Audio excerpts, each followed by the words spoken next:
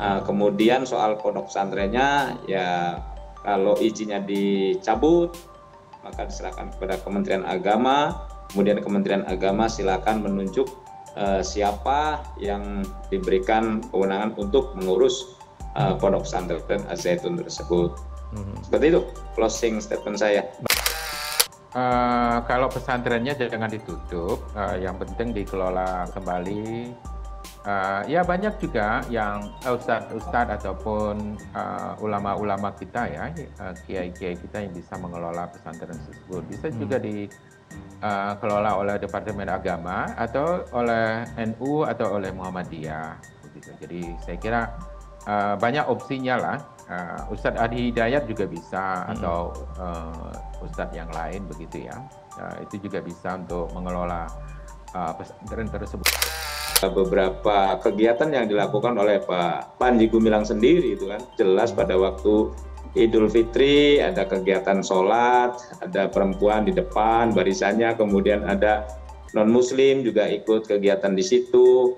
Dan tentunya kita juga banyaklah di YouTube itu kan yang pernyataan Panji Gumilang ini adalah tentu banyak kontroversial, termasuk salam yang Yahudi. Ya tentu ini adalah tidak lazim. Pengamat teroris Haidar menerangkan, dana yang terkumpul dari para anggota NIIKW 9 yang dipimpin oleh pendiri Mahat Al-Zaitun, Abdussalam Rashidi Panji Gumilang, turut mengalir dan dinikmati oleh sejumlah jenderal dan pejabat era Orde Baru yang kini masih memiliki pengaruh besar. Sejak awal berdiri, NIIKW 9 sejatinya memiliki misi untuk mengumpulkan sebanyak-banyaknya dana masyarakat. Dana yang terkumpul di Al-Zaitun diduga kuat untuk memperkaya diri sendiri-sendiri Panji Gumilang saja dan beberapa jenderal-jenderal pendukung dia, pejabat-pejabat di Orba dulu sampai sekarang. Selama sistem pendidikan yang ada di Az-Zaitun itu masih dipimpin oleh Pak Panji Gumilang, menurut saya tidak akan berubah hanya di permukaan saja. Sementara di dalamnya menurut saya masih tetap saja seperti itu. Kemudian yang ketiga, sehingga masyarakat hendaknya memproteksi, ya selama masih ada pesantren-pesantren yang lain yang sanad keilmuannya sudah jelas ya, maka ya hendaknya memasukkan anak-anaknya ke pesantren yang jelas sanad keilmuannya.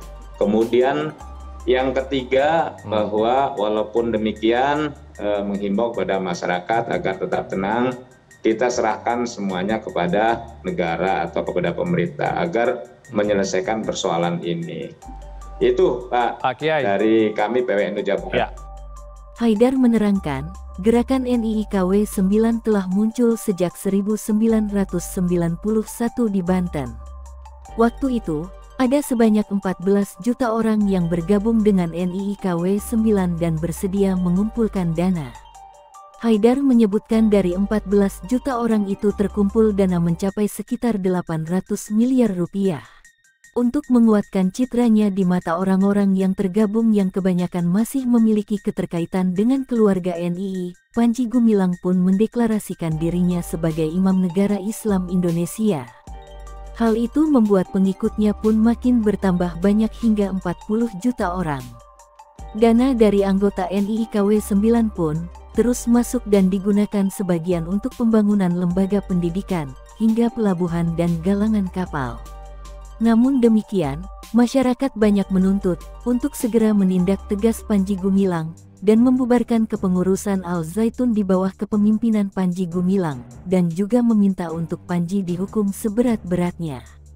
Dan sebaiknya memang pesantrennya jangan ditutup, hanya Panji Gumilang yang memang sangat dajjal ini, sangat kurang ajar ini yang harusnya ditangkap karena dia sudah melakukan 3 pelanggaran hukum. Yang pertama pelecehan seksual terhadap Aziza, yang kedua melakukan money laundering karena uang kirot kita itu dipakai tidak sesuai dengan keinginan kita. Kemudian penistaan agama, dia bilang bahwa Quran itu sabda Nabi, sholat campur laki perempuan dan non muslim.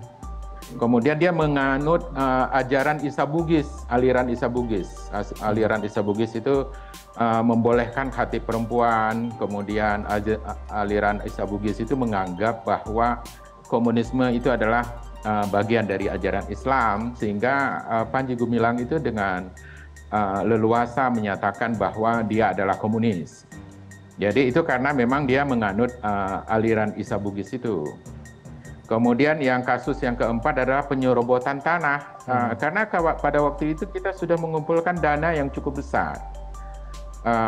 Bagi kita juga tidak menjadi soal bahwa sebagian dana itu diberikan kepada jenderal-jenderal intelijen yang dari Orde Baru, walaupun tidak aktif lagi di dalam institusi intelijen. Tapi jangan sampai kemudian tanah-tanah itu tidak dirampok begitu saja, nggak boleh, kan ada dananya untuk membeli. Jadi ini korupsi yang sudah dilakukan oleh Panji Gumilang. Ini memang Panji Gumilang ini manusia yang paling tidak bertanggung jawab. Ini yang harus dibawa pengadilan. Jadi pesantrennya itu tetap dibiarkan begitu saja, kemudian pemimpinnya yang diganti. Kalau bisa diganti dengan Ustadz Hadi Hidayat lah.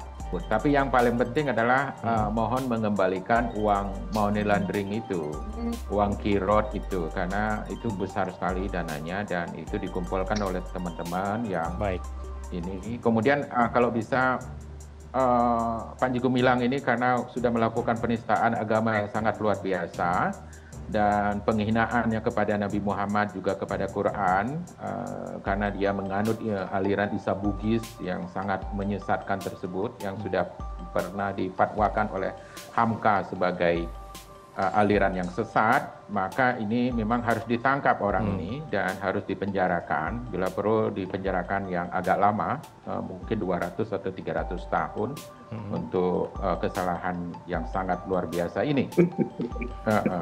Jadi saya kira ini udah kurang ajar sekali nih Panji Gumilang, apalagi dia melakukan pelecehan seksual lagi dan sebagainya. Pokoknya lengkap sekali. Semua kejahatan syahwat manusia itu ada pada dirinya.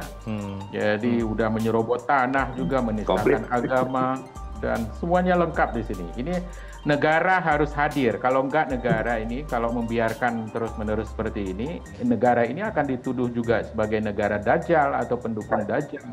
Seperti itu. Jadi negara ini harus hadir, harus segera menangkap Panji Gumilang, langsung dibawa ke pengadilan, langsung dipenjarakan untuk 100-200 tahun. Saya kira begitu, Pak. Kita harus selamatkan santri-santri kita yang baik. Betul. Tapi itu juga harus cuci otak lagi tuh Pak Haidar, harus cuci otak lagi santri yang tidak dalam. Nanti kalau untuk tidak cuci mudah otak, itu mencuci otaknya. ya, untuk cuci otaknya lagi itu supaya supaya normal lagi, saya bisa hadir ke sana untuk mengembalikan ajaran-ajaran Isa Bugis yang sesat yang diselewengkan oleh Panji Gumilang itu. Saya tahu betul itu bagaimana bentuk aliran Isa Bugis itu.